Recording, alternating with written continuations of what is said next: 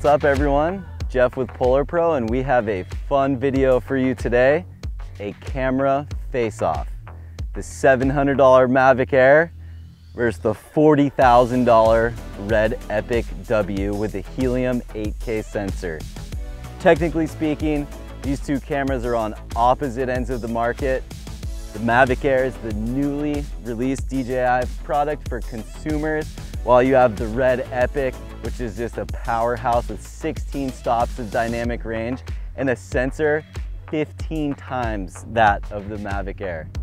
Obviously, we have our preconceived expectations of how these two cameras are going to perform, but what we're really looking for today is, will there be any surprises? Can the Mavic Air deliver anything close to the quality of a Red camera?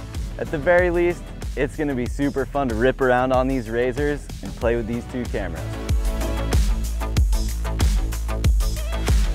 So we got the Mavic Air connected to the Katana, which is connected right onto the Red.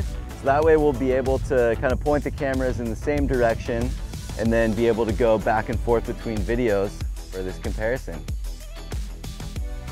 The first test we're going to run is a slow motion test. So we've got the Red firing at 4K, 120 frames per second. Mavic Air is going to be firing at 1080, 120 frames per second as well. The Red will actually go up to 240 frames per second on 1080, but we're going to keep them the same so we can compare them.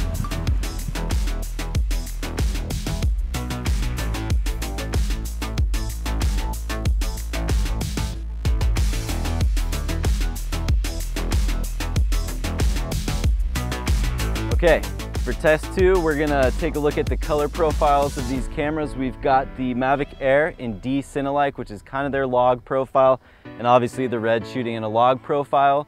Basically what we're gonna check is how close we can grade it to actually make it look like this scene. We've got a lot of colors here. We've got reds, greens, and blues. So we'll see how they grade in post. Let's roll it.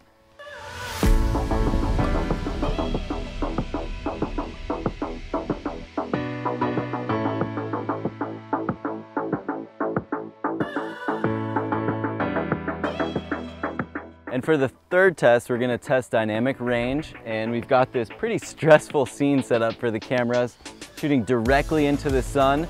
So we're gonna see how well each camera exposes for the shadows and the highlights.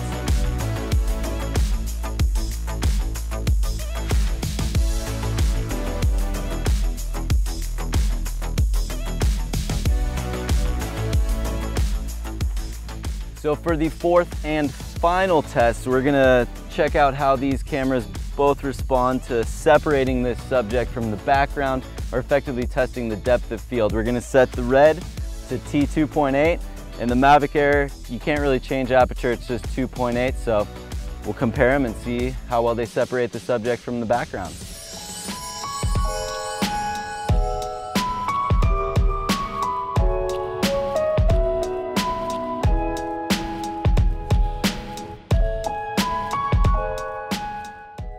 All right, so that's it for the shooting segment.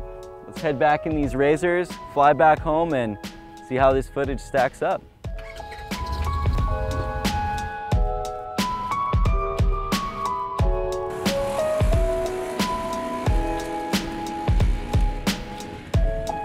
And a safety information card.